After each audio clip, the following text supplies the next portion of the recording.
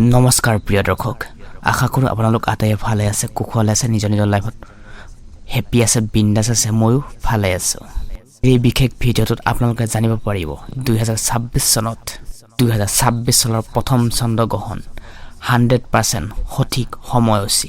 অসমত ইয়াৰ প্ৰভাৱ পৰিবনে?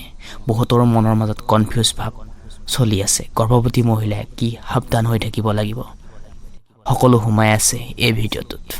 গ্ৰহণ কেতিয়া আৰম্ভ হ'ব, কেতিয়া শেষ হ'ব, কোনটো জাগাৰ পৰা দেখা পাব, সকলো সোমাই আছে এই ভিডিঅ'টোত। প্ৰিয় দৰ্শক, বছৰৰ প্ৰথমটো চন্দ্ৰগ্ৰহণ খুবেই গুৰুত্বপূৰ্ণ হ'বলৈ গৈ আছে। তাৰ প্ৰভাৱ পৰিব গোটেই মানৱ জাতিৰ ওপৰত।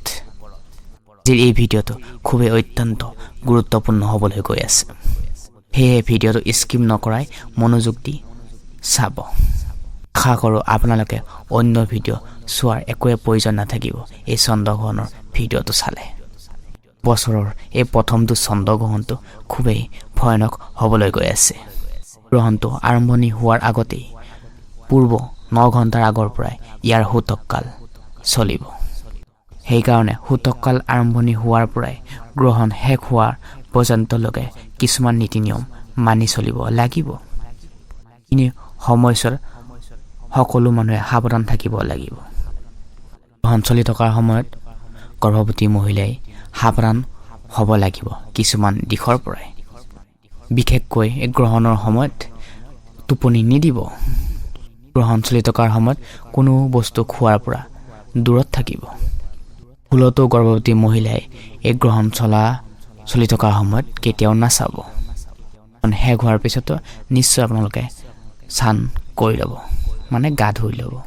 গ্ৰহণ সংঘটিত হ'বলৈ গৈ আছে 3 মাৰ্চ 2026, অৰ্থাৎ এই দিনটো মঙলবাৰ পৰিছে। ভাৰতীয় সময় অনুসৰি এই গ্ৰহণ আৰম্ভ হ'ব দুপৰীয়া 3:20 আৰু গ্ৰহণৰ মধ্যস্থানে থাকিব। এই গ্ৰহণ মধ্যস্থান থাকিব 5:05 প্ৰিয় দৰ্শক, এই গ্ৰহণটো সমাপ্ত হ'ব 6:48। অন্যদিকে বাংলাদেশৰ অনুসৰি এই গ্ৰহণ আৰম্ভ হ'ব 3:20 পৰা। গ্ৰহণৰ মধ্যস্থান থাকিব 5:35। এই গ্ৰহণ সমাপ্ত হ'ব ৰাতি 7:18।